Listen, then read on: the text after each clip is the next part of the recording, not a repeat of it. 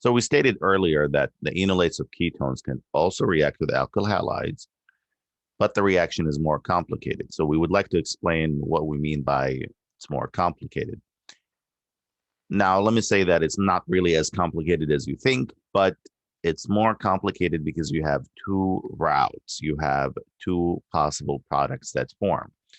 And let's look at the two sides. So if you look at this ketone, you'll see that the enolate can form, right, on two sides. Okay, so we have this H that can be removed. And if it is removed, you will form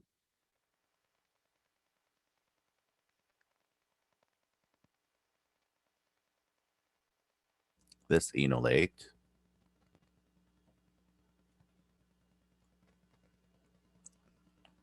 with the CH3.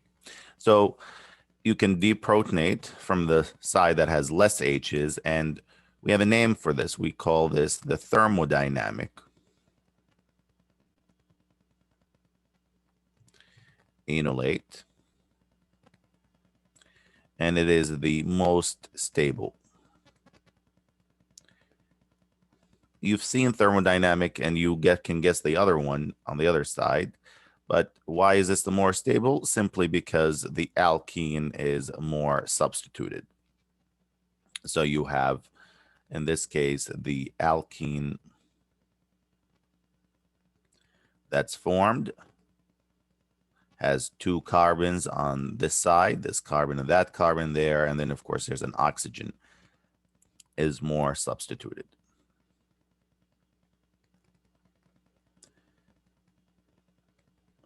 Now, of course, we can also do the same by taking away one of those H's. I'm going to circle that one.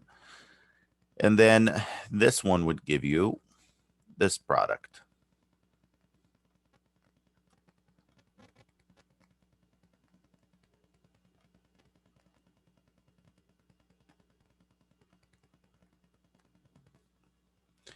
So there's a name for this one. If you recall from beginning of the semester, we had thermodynamic and then there was kinetic. So this is the kinetic enolate. And the reason why it's kinetic is because it's formed more rapidly.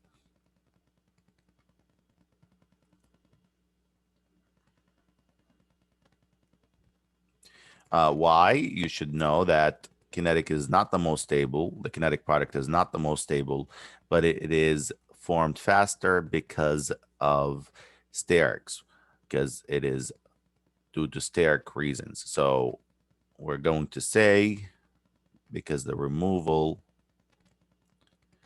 of less hindered proton is faster.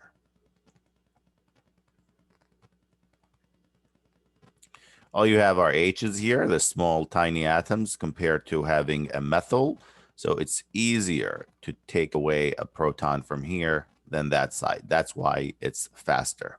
Here, you have sterics, the electron cloud are going to bump into each other. And then, of course, that's going to end up causing the energy to go up, and it slows down the reaction. So this is the idea here. So let's actually delve deeper into the kinetic and thermodynamic enolates and discuss how what conditions are needed for each. So by adjusting the condition, it is possible to establish either kinetic or thermodynamic. You can manipulate that in the lab. What conditions favor the kinetic enolate? So we say here the ideal conditions for the formation of the enolate, kinetic enolate, in which deprotonation is rapid, quantitative, and irreversible. You need a strong base, aprotic solvent, no OH, NH bonds, if you recall this, and then no excess ketone, and key is a low temperature. Low temperature is very, very important. Okay, so let's take a look at this. what do you have here is you have LDA. LDA, we know has no, it's an aprotic solvent. And again, if you don't remember how it looks like, this is LDA.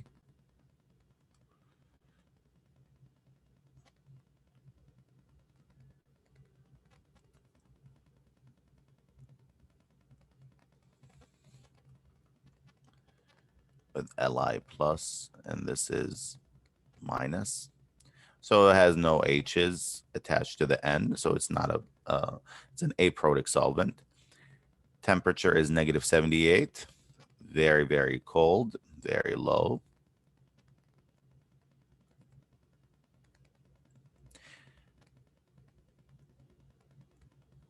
Also, you have THF, also an aprotic solvent.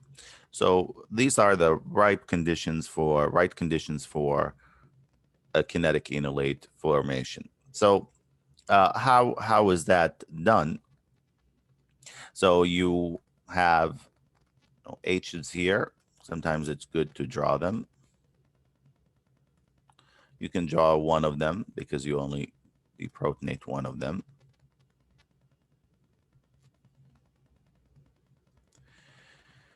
And you can see that there's an H here.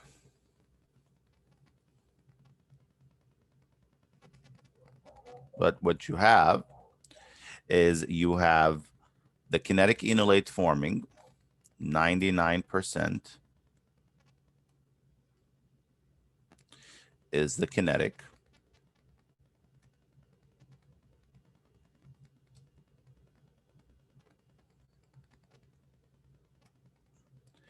And then only 1% is the thermodynamic.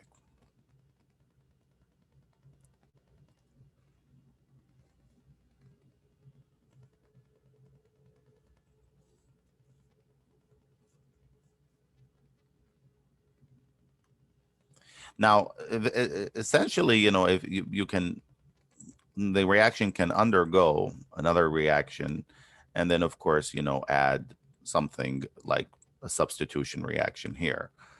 So again, the Br was your leaving group. Not a very, so this is a low yield reaction.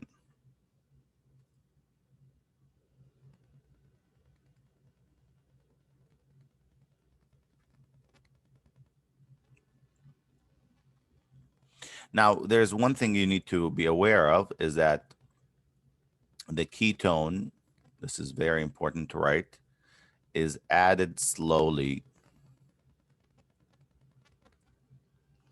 to LDA to prevent excess ketone. So you keep adding and adding and adding until the reaction takes place, and then you control how much of the starting material adding, rather than starting, let's say, with a large amount. And then if you have an excess ketone, again, the reaction will not produce a good yield. So that's this is the kinetic enolate. So again, you look at the conditions and you evaluate them, and the conditions are the conditions for the kinetic enolate formation: low temperature, strong base, also it's aprotic solvent as well.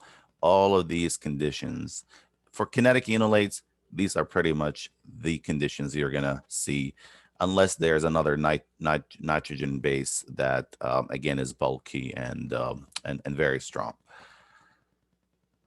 Now let's look at the thermodynamic enolate. The ideal conditions for thermodynamic control of the enolate are those that can be, in which enolates can be interconverted rapidly so that the equilibrium can be established. You still need a strong base.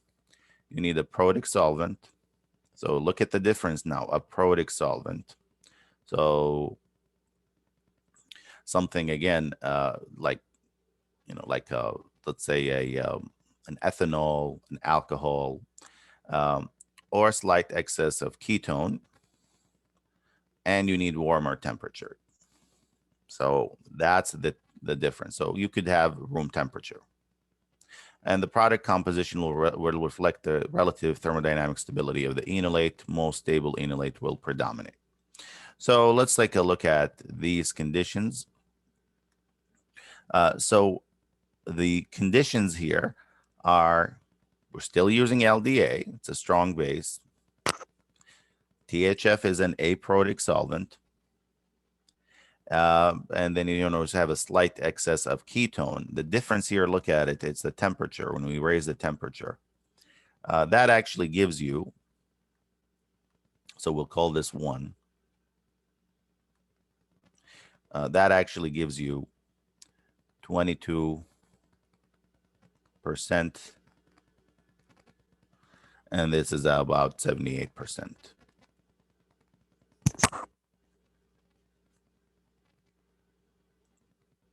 And then, of course, as far as for 2, this gives you around 26%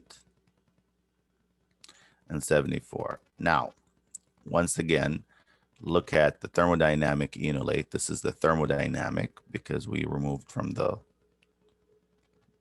more substituted side.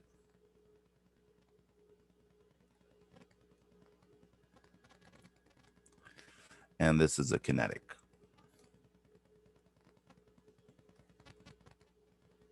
So you can work with that to give you. So yeah, so even so this base is it's not as useful, I would say, as the LDA. Okay, actually lowered the percentage of the thermodynamics. So there's a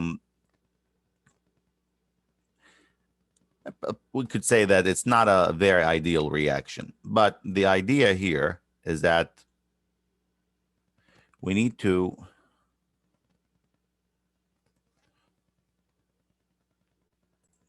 so it's worth mentioning here that in this case, the LDA is added to the ketone.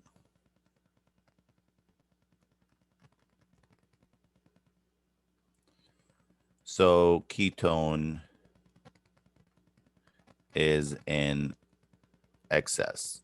So not the other way around before. So you need to have an excess amount of ketone to get more of the thermodynamic enolate. Now, nevertheless, even this is produced based on the thermodynamic enolate, where basically this attacks and kicks the Br out. If there's a bond here, this is still has a low yield. So reaction needs to be worked on. Now, how is this, how is this equilibrating? Meaning, how is the equilibrium taking place? So here it is. So if we have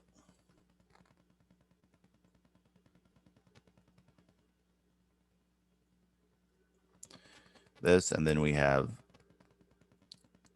an enolate, the kinetic enolate.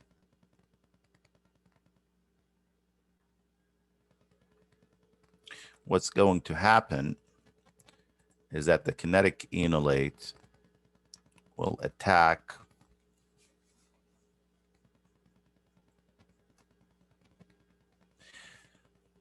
some of the ketone,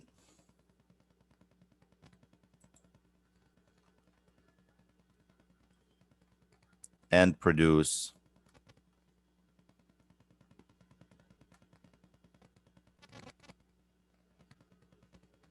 the thermodynamic enolate.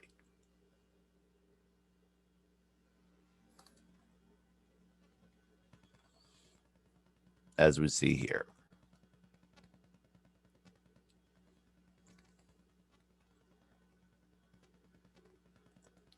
Of course, because you still have some of this. So you can see you're adding more ketones here so that you can make more of the thermodynamic enolate so that it can be used, so you can produce more of it, and of course, eventually make more of the desired product. Still a low yield overall.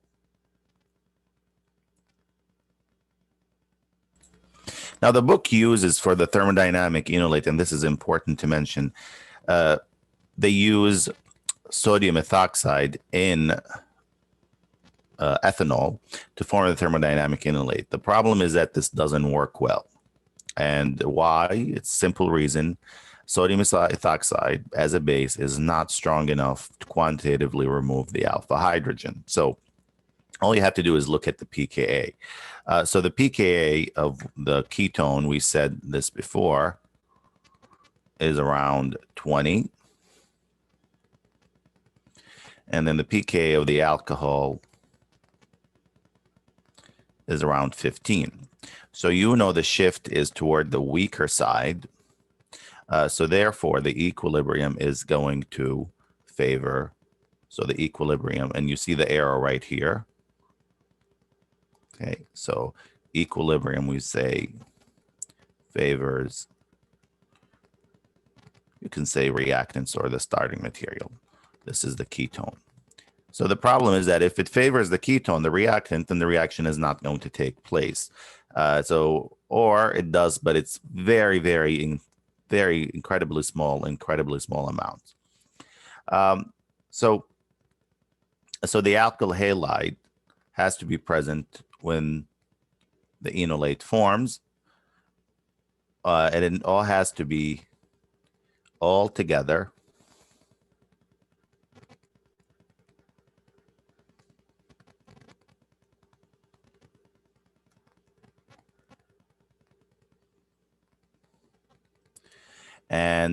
But even with that,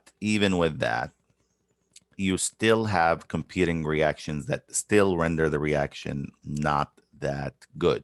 What happens is the following: is you have the pH, the phenyl, CH2, Br, and then we have the OCH2, CH3.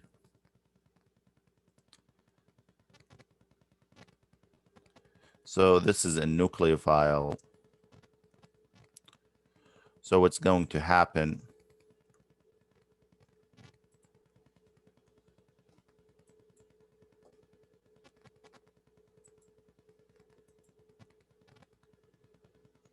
is that you're going to have a nucleophilic reaction, and you're basically forming a side product that is not very helpful.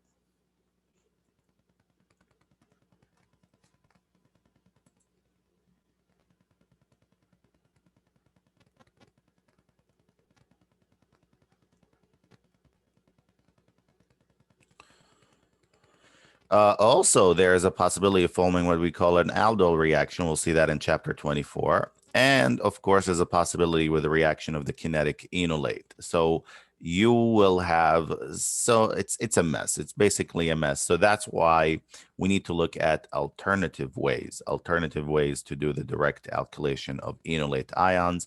And we're going to see that in the next video.